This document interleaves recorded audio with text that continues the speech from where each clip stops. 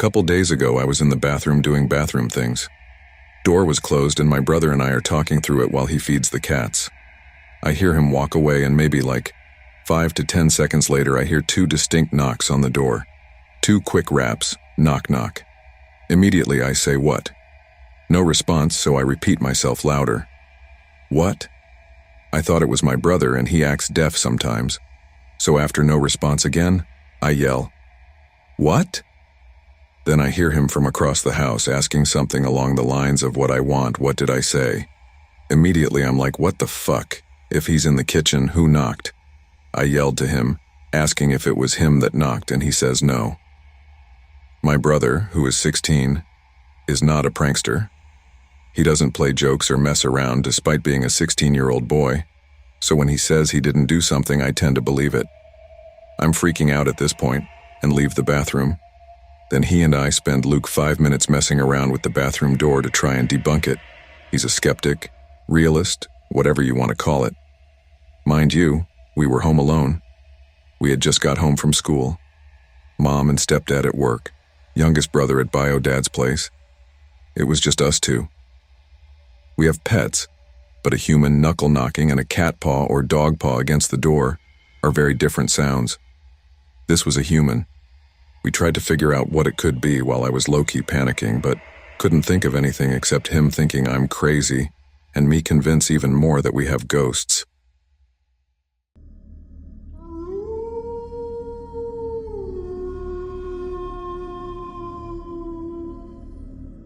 I have been living in this house for just under a year now. I didn't like it from the word go, but my parents loved it, so here we are. I was fast asleep in bed when I had an overwhelming feeling of not being alone in my room.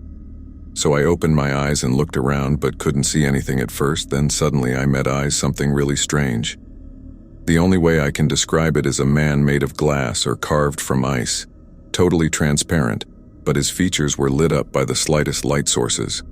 He was staring right at me, and while I was still trying to work out what the hell I was seeing, he took a step closer towards the foot of my bed and his features were getting more and more visible. I didn't scream because my dad works stupid hours and he had to wake up in about an hour. Oh, shock, horror, it was 3 a.m. And that was just engraved in my brain to not wake him up. I pulled the covers over my head and tucked my feet under the duvet. I dared to look again and he was even closer. I kid you not, I actually passed out from fear. My heart was going so fast that I lost consciousness. I woke up as normal in the morning, and that was that. I told my brother about it, and he said he's heard weird things. My dog also gets super aggro in the house sometimes. He's a guard dog, and I figured he was just adjusting to the new house and extra weary of everything, but now I know why.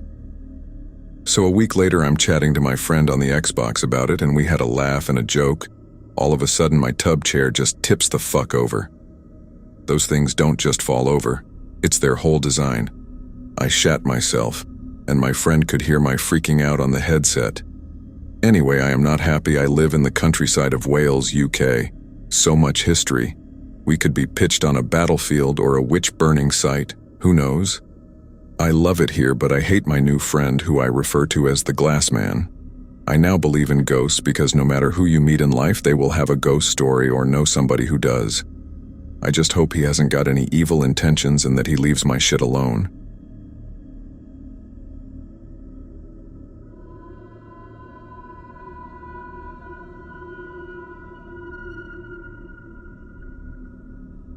I recently moved into my new apartment, which is a Victorian house that has been divided into 4 units. It's beautiful and still retains many of the original features, which is why I loved it so much when I was apartment hunting. As with all old houses, it has its quirks and things we have to work around, but there have been some instances that have recently become difficult to explain. At first, it was the footsteps. My roommate and I are on opposite sides of the apartment, and every night I would hear someone walk across the living room to stop in front of my bedroom door, pause for 5 minutes, and walk back. I initially wrote this off as my roommate getting used to our new place, and me being unfamiliar with her nighttime habits, but when I brought it up one day after it happened, she gave me a weird look and said she slept over at a friend's house the night previous. It's not my neighbor above me, as those footsteps sound different and come from above. Plus, You know the way feet make an almost sticky sound on hardwood floors? I can hear the stick, followed by soft padding as they pass over the area rug in the living room, followed again by the sticking noise as they approach my door. Next is the doors. We had to adjust to how to exactly shut the doors so they stay closed. Again, original features. This involved holding the knob, turning, and pulling until we hear a click. It's still a very active movement for the both of us, and we haven't fallen into the habit of haphazardly closing doors since they tend to be quite loud opening, closing, and we try to be mindful of that. It's happened a few times, including last night, but we'll have doors open where they were shut for literal hours. I would consider myself a rational person, and I was willing to write the above instances off as an old house simply being an old house for these past few months, but our new development has me a bit worried. As of late, things are beginning to be thrown. Granted, it's only happened twice, but once you have it happen, it's enough to sufficiently freak you out. My roommate was awoken one night by the sound of someone breathing right by her, followed by her laptop being thrown against the wall. Normally it sits on the middle of her desk in her room. Because she had no idea what happened at first, she tried using her phone flashlight to see what was going on, but it wouldn't turn on until she left the room to go into the kitchen. The second time was a small trinket of hers towards the back of her dresser against the wall flying off in my direction when I entered her room. I haven't even begun to get into the whispering or our electronics randomly malfunctioning. I have friends that refuse to sleep over, or demand that they sleep in my very small bed with me if they do. I'm not quite sure what to do. My roommate and I don't get a bad vibe from our apartment, but it's becoming more difficult to try to explain these things away.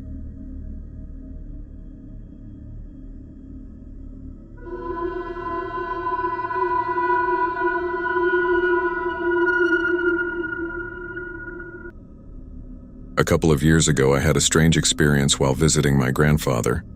My girlfriend at the time was with me, and after my grandfather went to bed, the two of us settled in the living room, watching YouTube on my phone for a bit before turning in for the night. We planned to leave in the morning. As we were watching the video, out of nowhere, I felt something cold, almost like fingers, run up my leg.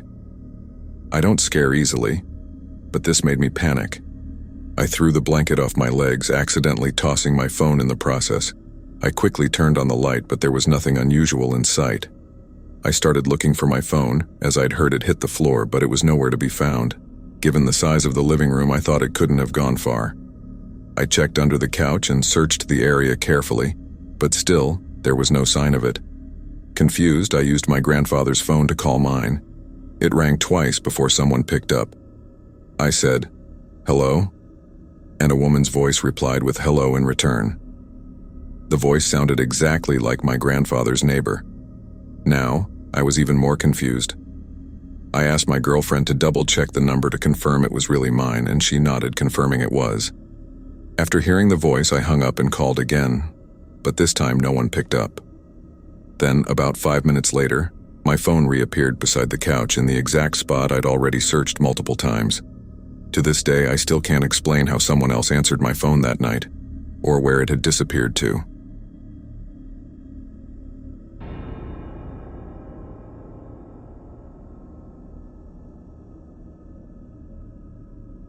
In my first paranormal encounter, I saw a ghost version of my grandma in my room when I woke up in the middle of the night. My grandma was still alive, so it shouldn't be scary for her to be in my room, but you'll be wrong for assuming that. The room was an oddly blue hue, like moonlight, I think. She saw me awake and her eyes widened a bit. I got scared because my grandma acted weird and I couldn't see her legs. She had those hair rollers on her head she sometimes would sleep with. Upon knowing I was awake, she turned around and left the room. I waited in pure terror for a bit and went to my parents' room and told them I saw a ghost or something. My dad got up, looked around, and you would imagine that my grandma would tell him it was just her who was in my room, but nothing. The next morning, I walked up to my grandma and mother who was in the living room, and obviously I wanted to know who was in my room. My grandma said it was her, and told me she was in my room to make sure the mosquitoes left me alone. I believed her. But one thing I noticed, and to this day makes me wonder, her hair wasn't curly at all. She never wore the rollers to bed. My other experience was when I was a bit older, I think around my teens. My dad, brother, and I would usually go to the Bushveld, subtropical woodland, and explore the area following the road. I decided I wanted to go explore ahead and walk through the woodland. My dad told me to go in one direction and I'll find the road leading to the gate. I went ahead, and after a few minutes I arrived at the road. I followed the road and turned a corner that was just straight dirt road ahead that led to the gate where we entered. I wanted to wait for my dad and brother at the gate, and as I was happily following the road, proud of myself for finding it, I saw in a distance a huge black dog. Now the road was wide enough for a truck to drive through, so I'm helping you imagine the size of the dog I was seeing. It stood tall, its side showing my way as it filled the road with its length, and it stared at me. It had long, pointy ears. I panicked a bit and slowly kept walking for some reason, wondering if that thing was going to move or whatever. It didn't. It just stared at me. Afraid, I turned around, walking or running back to find my dad and brother. I kept looking back and seeing that it still stared at me, never moving once. I turned the corner and I found my dad and brother. I warned them, told them there was a big dog on the road. As we turned the corner, the dog was gone. We came to the area I more or less thought he was standing and found no paw prints. I thought I was going crazy or imagining things. To this day, it stuck with me. If there were paw prints of the animal, I would have written it off as a big dog on the loose. But we couldn't find a single trace of paw prints. Now for the final one. During high school, I had my first sleep paralysis. It started off with me waking up in the middle of the night on my side. I saw a shadow in the mirror that was in my room, quickly passing it. I blacked out, I think, and woke up on my back, again with the moonlight hue in the room, and a shadow lady standing at the corner of my bed. She stared at me with bright white eyes and had bushy hair. I tried speaking, asking who she was, but of course nothing came out. I wasn't afraid of her. I remember only getting terrified by the fact that I couldn't move or speak. As I tried yelling, I blacked out again and woke up on my side again, breathing heavily and sweating. I wasn't afraid, more fascinated, and excitedly told my friend about it the next day. It never happened again.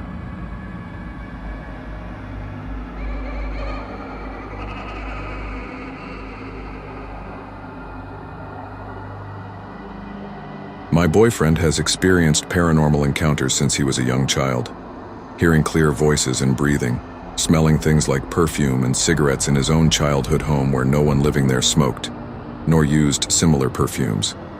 He has also seen clear apparitions countless of times, as well as having the sense of being touched. So it's clear that he has some sort of connection to the spiritual. While me, on the other hand, have never experienced anything paranormal. Not anywhere, including my own house.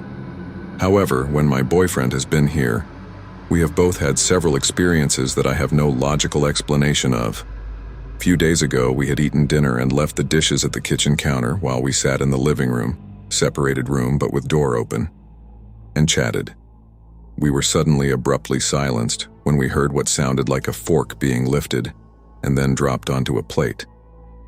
It was a sound with such intent, and we both remembered leaving the plates at an angle where a fork or knife wouldn't be able to slide or fall off. Just 5 seconds after that first noise, it came again. It was identical to the first time, like a fork being lifted and forces down onto the plate again. My cat was lying by the doorway to the kitchen and was staring very intensely into the kitchen. It most likely was because of the noise, but he never really cares for noises because he's an old cat and won't bother very easily. We both walked over to the kitchen to see what was going on. When we got there, we saw no sign of any of the cutlery having changed positions. Other experiences have been hearing clear footsteps coming down the stairs while being in the same room, and knowing no one was home except for us. Hearing footsteps in the room right above us and things being moved around. Nothing big, just small objects. All of the times these things have happened, my cat has been with us the whole time, so it can't be him. In conclusion, my question is the following. Is there a possibility that some people are more prone to paranormal events and/or entities or spirits? Is that why it seems like my boyfriend is drawing these things out to light?